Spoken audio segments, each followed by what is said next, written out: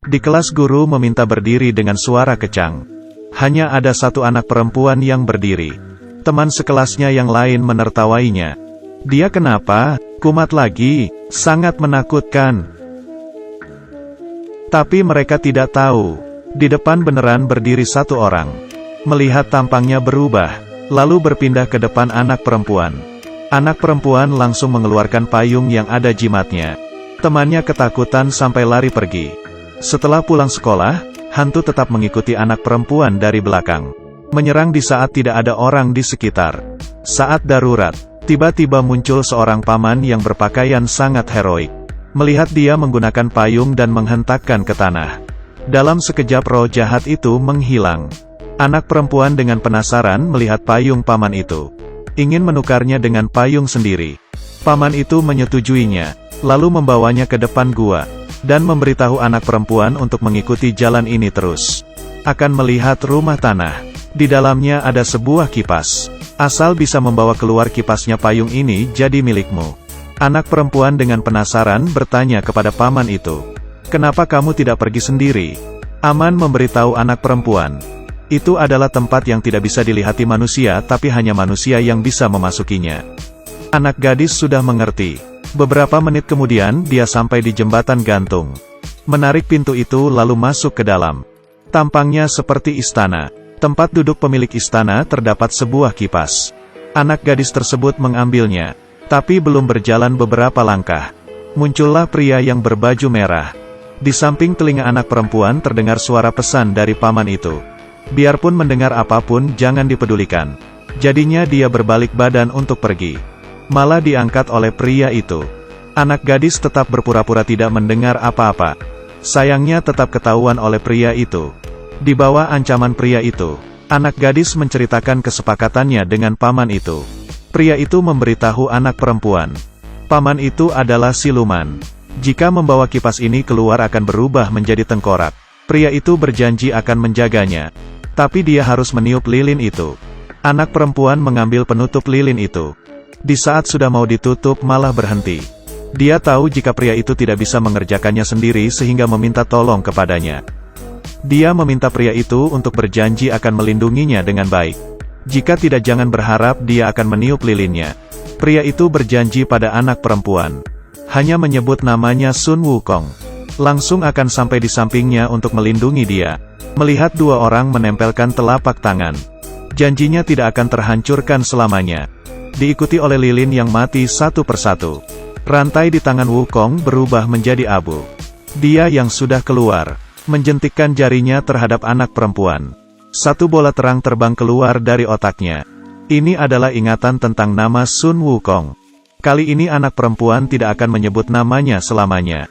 Di saat Sun Wukong mengatakan dirinya sangat pintar, satu hantu jahat memberitahunya, Tang San Zhang terlahir kembali di dunia. Sekumpulan anak kecil bermain di depan pohon besar. Anak perempuan juga datang, tapi malah ditolak dengan tanpa perasaan. Tangannya tergores. Darahnya yang kuat mengundang hantu jahat yang ada di pohon. Dia membohongi anak perempuan untuk main bersamanya. Pada saat bersamaan, neneknya yang sudah meninggal datang menarik kembali anak perempuan. Dan mengingatkan anak perempuan, lain kali jangan membiarkan lukanya terkekspos. Inilah kekuatan San Zhang. Darah yang begitu kuat bisa mengundang semua hantu yang tak terhitung jumlahnya yang menginginkannya. Tapi ini bukanlah hal yang buruk. Karena hidupnya bakal ada orang yang melindunginya. Kekuatan orang itu sangat kuat. Bisa mengusir hantu untuknya. Hari itu, anak perempuan berpikir sudah mendapatkannya. Rupanya adalah seorang pembohong. 25 tahun berlalu. Pemeran utama perempuan sudah menjadi direktur perusahaan real estate. Hari ini dia diundang pelanggan untuk membicarakan jual beli. Malah menemukan di sini ada hantu yang bersembunyi. Langsung meminta bawahannya untuk membawa pelanggannya pergi duluan. Tiba-tiba dari lemari muncul sebuah tangan hitam.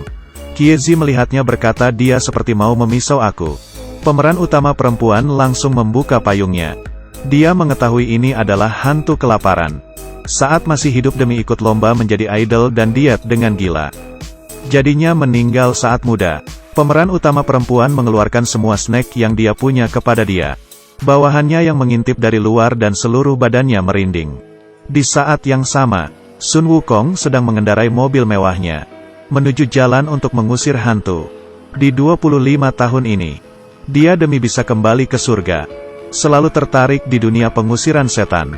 Hari ini yang mau dimusnahkan adalah hantu boneka. Hantu seperti ini biasanya batin utamanya terletak di salah satu barang di rumah.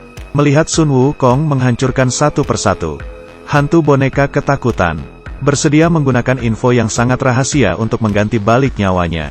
Dia memberitahu Sun Wukong, San Zhang terlahir kembali lagi di dunia, dan memamerkan dirinya sendiri di badannya, meninggalkan bekas darah yang mirip seperti ini.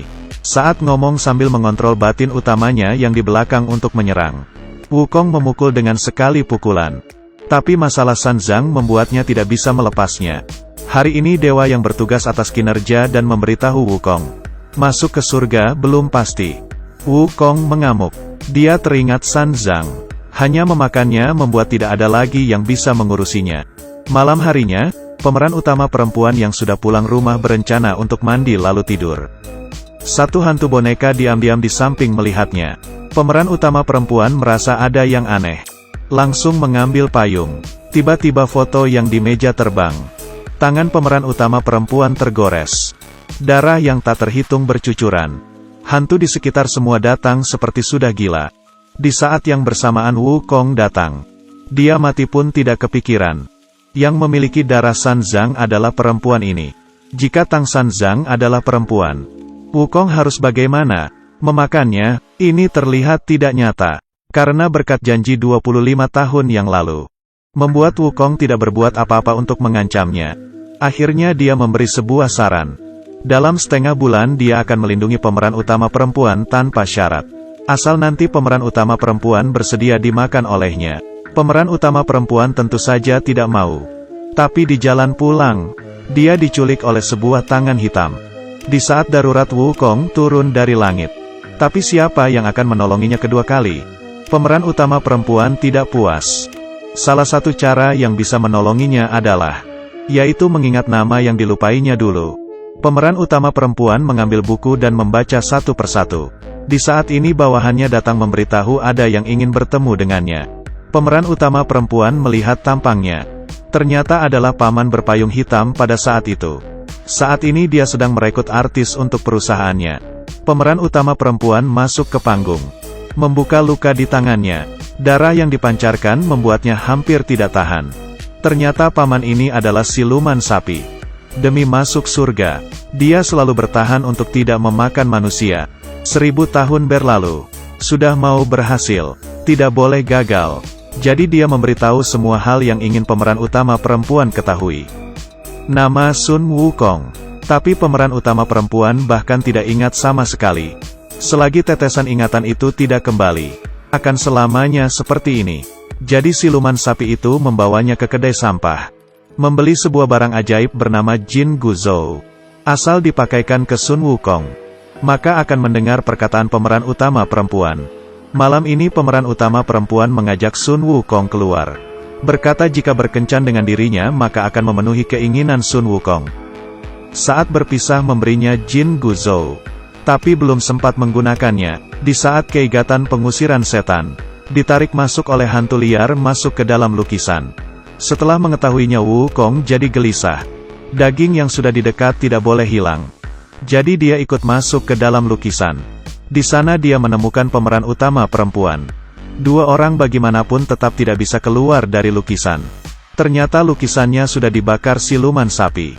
Dia tidak senang melihat Sun Wukong bukan hanya beberapa hari saja. Membantu pemeran utama perempuan mengambil Jin Guzhou juga untuk mengontrol Sun Wukong. Situasi mendesak. Wukong memanggil kembali tetesan ingatan. Dia menggunakan semua tenaganya untuk mengeluarkan pemeran utama perempuan itu dari lukisan. Dengan begitu jika pemeran utama perempuan dalam bahaya dan memanggil nama Sun Wukong, dia juga akan keluar. Tapi dia sepertinya menganggap kedudukannya di hati pemeran utama perempuan terlalu tinggi. Pemeran utama perempuan sama sekali tidak bermaksud mau menolongnya. Sampai di saat bertemu dengan bawahan Wukong, dia baru tahu semuanya. Ternyata Wukong sudah mengetahui kegunaan Jin Guzhou, tapi tetap memakainya. Dia hanya mencari alasan untuk melindunginya. Pemeran utama perempuan yang sudah mengerti semua ini, Dia menggunakan pisau menyayat tangannya sendiri. Darahnya mengundang hantu jahat yang tak terhitung jumlahnya. Hanya melihat pemeran utama menjerit menghadap langit. Sun Wukong, pahlawan yang hanya miliknya muncul.